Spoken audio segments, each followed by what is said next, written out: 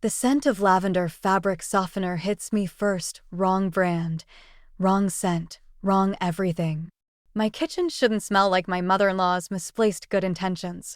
I pause in the doorway, briefcase still clutched in my hand, watching Margaret reorganize my life one cabinet at a time. Daniela, you're finally home. It's nearly 8.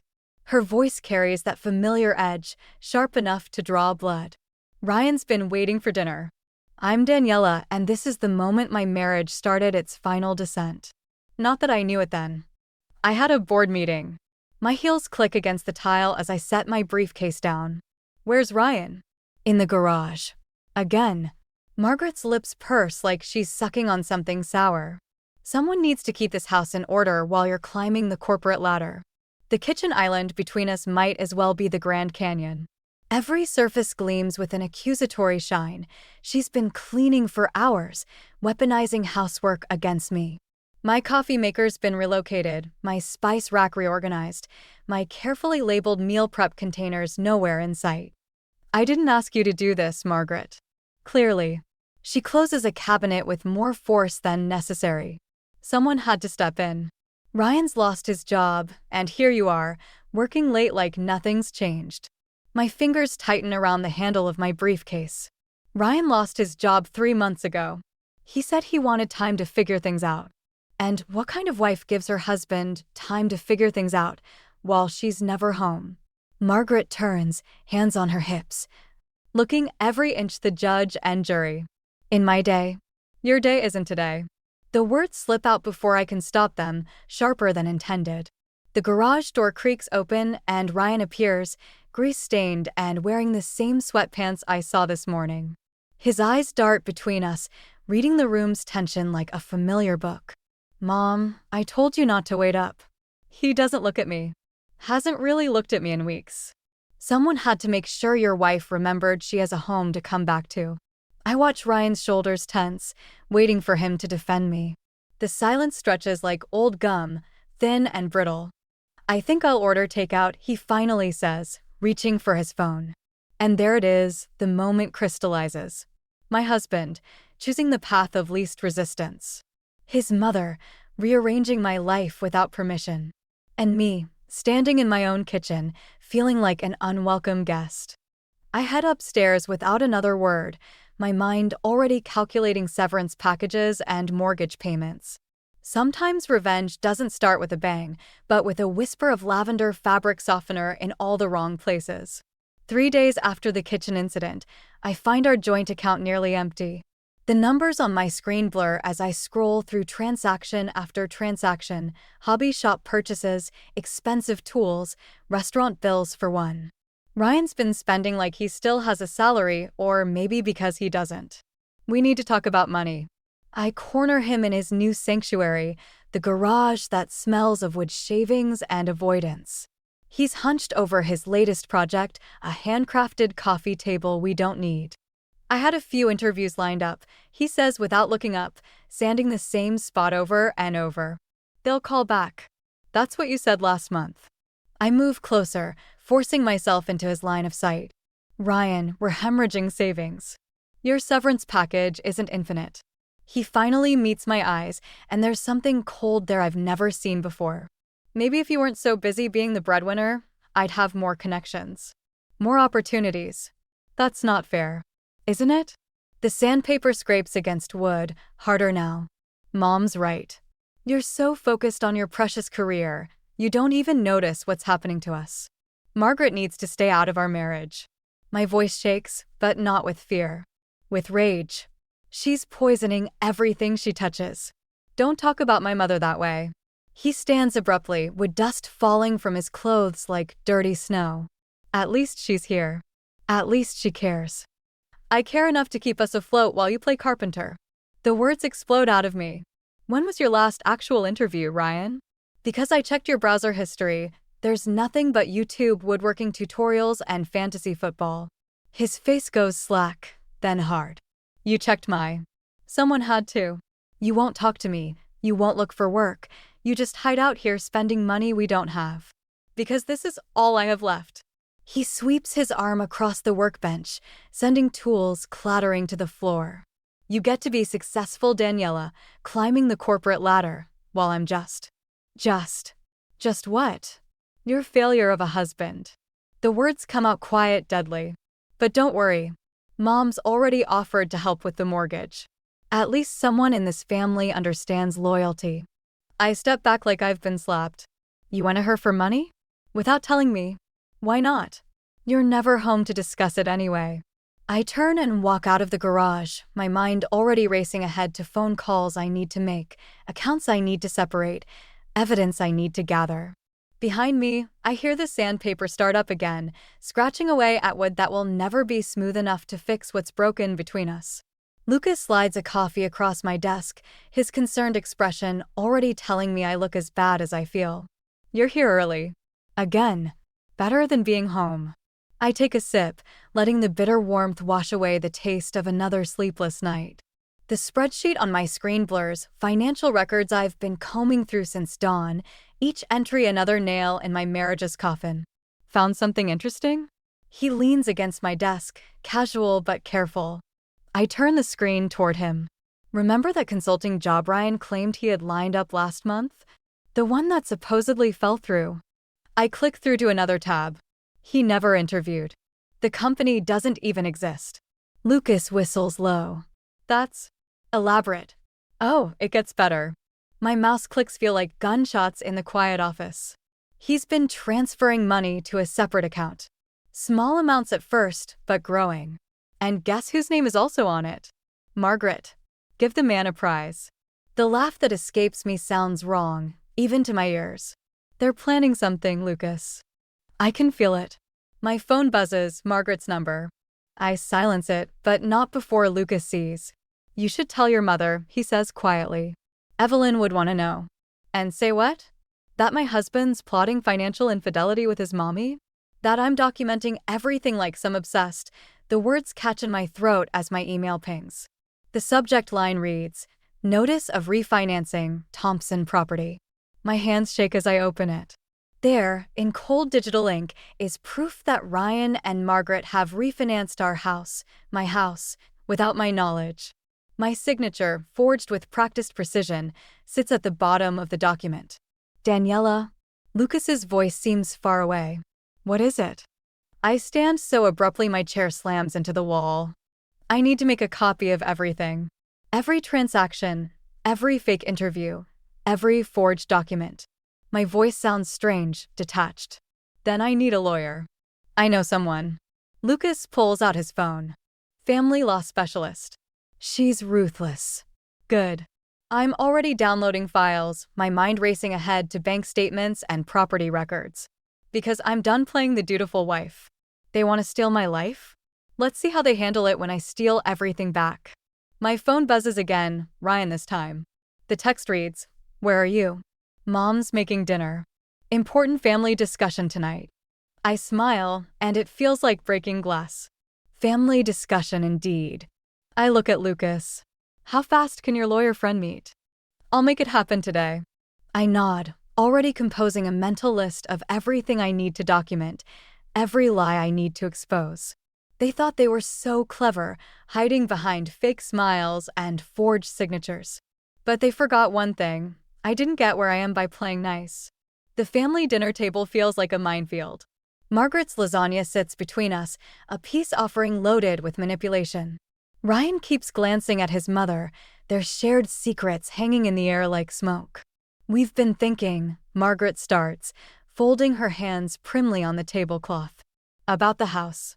I take a careful sip of water, letting the ice clink against my teeth. The folder from the lawyer sits in my car outside, heavy with evidence of their betrayal. It's such a burden on you, dear, she continues, working those long hours just to maintain this lifestyle. Ryan and I have a solution. Do you? My voice comes out steady, curious even. Amazing how calm you can sound when you're already dead inside. Ryan reaches for my hand across the table. I pull back, pretending to adjust my napkin. It's a good plan, Danny. Mom's offering to move in. Help with expenses. We could even rent out the basement apartment. The basement I use as my home office? The one where I've been secretly copying financial records, preparing for war. You're barely here anyway, Margaret interjects. And with the new mortgage terms. What new terms? I ask, watching Ryan's face carefully. He pales slightly. Just some refinancing options we've been exploring.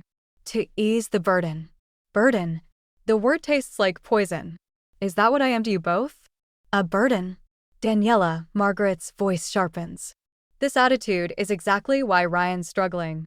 A wife should support her husband, not compete with him. And these late nights with that colleague of yours. Lucas? I laugh, and it sounds like breaking glass. Is that what this is about? People talk, Margaret sniffs. They see things. They see what they want to see. I stand slowly, my chair scraping against hardwood. Just like they'll see what they want when everything comes out. Ryan's face changes, fear flickering across it. What does that mean? I pull out my phone, scroll to the forwarded email about the refinancing. It means I know about the forgery, Ryan. The secret account. Everything. The silence that follows is absolute. Margaret's face goes from red to white. Ryan starts to speak, stops, starts again. We were trying to protect you. He finally manages. Protect me? My laugh sounds foreign even to me. By stealing my house? My money? My life? Now, Daniela, Margaret stands, reaching for my arm. Let's not be dramatic. I step back, my whole body humming with a strange, cold energy. You know what's dramatic? Fraud charges. Identity theft. Criminal conspiracy. I move toward the door, watching their faces crumple. Expect calls from my lawyer tomorrow. Both of you. I leave them there, with their cooling lasagna and collapsing schemes, knowing tomorrow will bring either war or surrender. Right now, I'm ready for either. My mother's kitchen has always been a sanctuary, but today it feels like a war room. Evelyn watches me spread out the documents across her counter, bank statements, forged papers, text messages that read like evidence of conspiracy. They're trying to force me out, I say, arranging everything in chronological order. Make me look unstable, unreliable. The perfect setup for a divorce where you lose everything. Evelyn's voice is steel wrapped in silk. She picks up the refinancing document, studying Ryan's forgery of my signature. Your father tried something similar before he left. Though he wasn't quite this sophisticated. A text lights up my phone, Ryan. Please come home. We can fix this. Another follows immediately. Mom's just trying to help. Don't destroy everything over a misunderstanding. They're scared, Evelyn observes, watching me silence the phone. Good. The lawyer says we have enough for criminal charges. My fingers trace the edge of a bank statement. But Margaret's got connections in this town. The country club crowd, the church board. Let them have their social circle. Evelyn pulls out a folder I've never seen before. We have something better. Inside are documents, old newspaper clippings, court records, financial statements. All about Margaret Thompson's first daughter-in-law, the one nobody talks about. How did you? I've been teaching in this town for 30 years, sweetheart. People talk. Especially about how Margaret drove her first son's wife to bankruptcy, then made sure she lost custody of her children. My hands shake as I read. The pattern is identical, the gradual isolation, the financial manipulation, the whispered rumors about mental instability. She's done this before, I whisper, fury rising like bile. And Ryan knows. He has to know. The doorbell rings. Through the window, I see Margaret's Mercedes in the driveway. Well, Evelyn says, gathering the documents with precise movements. Seems like she's saved us the trouble of confronting her. Mom, you're not that other woman, Daniela. You're my daughter. And we're going to show Margaret Thompson exactly what happens when she picks the wrong family to destroy. The doorbell rings again, more insistent. I look at the evidence spread before me, think of the other woman who lost everything, of Ryan's betrayal, of Margaret's smug certainty that she'd win again. Let her in, I say, straightening my spine. It's time she learned what it feels like to be the one who loses control. Evelyn smiles, the same smile I've seen in the mirror lately, sharp enough to draw blood. She moves toward the door, and I arrange the documents one last time, preparing for a conversation that will change everything. Margaret's face drains of color as I lay out the newspaper clippings one by one. We're still at Evelyn's kitchen table. The afternoon sun casting harsh shadows across decades-old headlines about her first daughter-in-law's mental breakdown. Where did you get these? Her fingers tremble as they reach for the papers. Does it matter? I keep my voice level. What matters is the pattern. The same pattern you're trying to create with me. That situation was completely different. Margaret straightens her spine, but her eyes keep darting to the door. Sarah was unstable. She needed help. Help! Evelyn's laugh cuts through the room like a blade. Is that what you call destroying someone's reputation? Taking their children? The front door opens. Ryan walks in, his face tight with anger. Mom called me. What the hell are you doing, Daniela? Showing your mother exactly what she is. I push the documents toward him. Did you know about Sarah? About what your mother did to your brother's wife? He doesn't even look at the papers. You're acting crazy. Just like Mom said you would. The word hits me like a physical blow. Crazy. The same word that followed Sarah through courtrooms and custody hearings. Ryan. My voice cracks. Read them. I don't need to read anything. You're trying to destroy our family because you can't handle not being in control. He moves to stand behind Margaret, united against me. We're trying to help you. Help me. I laugh, but it sounds wrong, hysteric even to my own ears. By forging my signature? Stealing my money. See, Margaret touches Ryan's arm. She's becoming paranoid. Just like Sarah. I stand so quickly my chair topples backward. Say it. Say her name. Tell Ryan how you drove her out of town, how you made everyone believe she was unstable until she lost everything. That's enough. Ryan slams his hand on the table. You need help, Daniela. Professional help. Mom's already found a great facility. The world stops. They've already planned it. Just like with Sarah. Get out. Evelyn's voice cuts through my panic. Both of you, out of my house. This isn't over, Margaret says, gathering her purse. Ryan, call Dr. Phillips. Tell him it's urgent. They leave, but their words echo in my head. Crazy. Unstable. Facility. They're going to try to commit me, I whisper once they're gone. Just like Sarah. Evelyn grips my shoulders. No, they won't. Because unlike Sarah, you have me. And we have evidence. But my hands won't stop shaking, and somewhere in the back of my mind, I hear Sarah's voice in those old newspaper quotes, "Nobody will believe you." They never do. The bank statement trembles in my hand as I walk into Margaret's country club lunch meeting. Her weekly social circle falls silent, pearl necklaces gleaming under chandelier light as I approach their table. Daniela, Margaret's smile is brittle. This is hardly the place. For what? The truth. I lay the statement in front of her wine glass. About how you're broke. Color drains from her face as the other women lean forward, vultures scenting weakness. I don't know what you're talking about. Her fingers close around the paper, but I've already distributed copies to every perfectly manicured hand at the table. Your house is in foreclosure. Has been for months. My voice carries across the hushed dining room. That's why you needed my income. Why you tried to steal my house. Margaret. Barbara Wilson's eyebrows arch high. Is this true? Ryan bursts through the club doors, face flushed. Daniela, stop this. Did you know? I turn to him, ice in my veins. That while you were hiding in the garage, your mother was losing everything. That she needed my money to save herself. He looks at Margaret, lost as a little boy. Mom?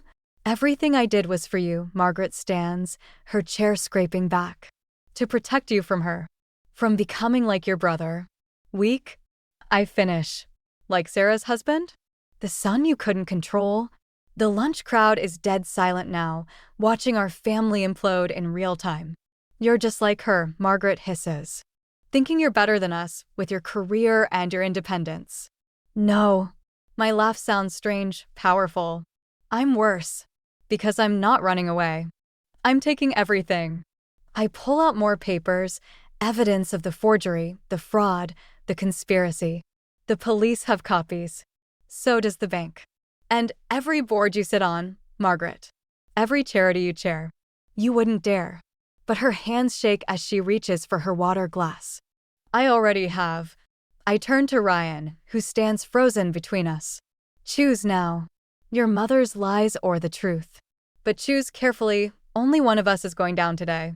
He looks between us, his mother's crumbling facade, my steel spine.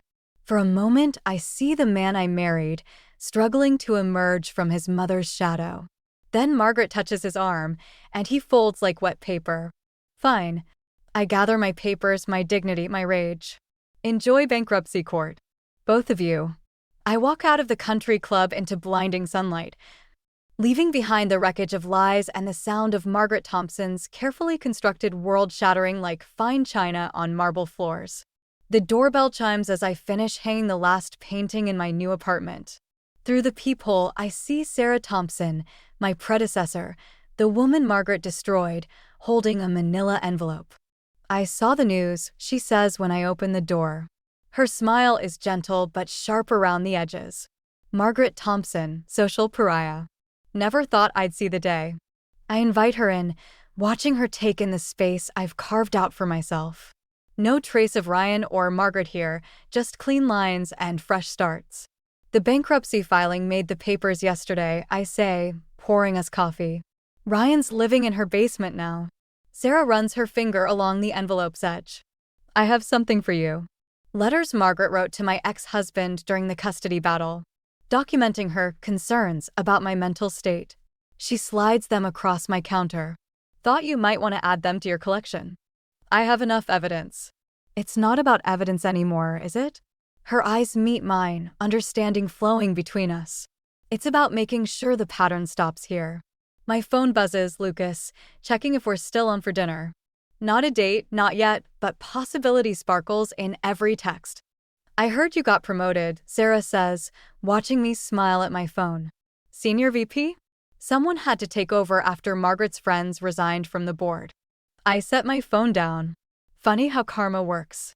Karma and careful planning. She stands, straightening her jacket. Thank you, by the way, for finishing what I couldn't. After she leaves, I open the envelope. Between Margaret's poisonous letters, I find a photo, Sarah with her children, recent and happy. A note on the back reads, "They found me when they turned 18. Sometimes justice takes time." My doorbell rings again. This time it's Evelyn, carrying takeout and triumph. Ryan called, she says, setting down the bags. Begging for your new address. I told him you'd moved on. Have I? I look around my apartment at the life I'm building from the ashes of betrayal. You tell me. I think of Margaret, her social empire crumbling, her son finally facing consequences. Of Ryan, forced to grow up too late. Of Sarah, reclaiming her story piece by piece. I say, and for the first time, revenge tastes less like victory and more like freedom. But I'm keeping the evidence. Just in case. Evelyn nods, understanding that some wounds heal best when exposed to light. We ate dinner by my new window, watching the sun set on one chapter and rise on another. Neither of us mentioning the letter from Margaret that arrived this morning, still unopened on my desk.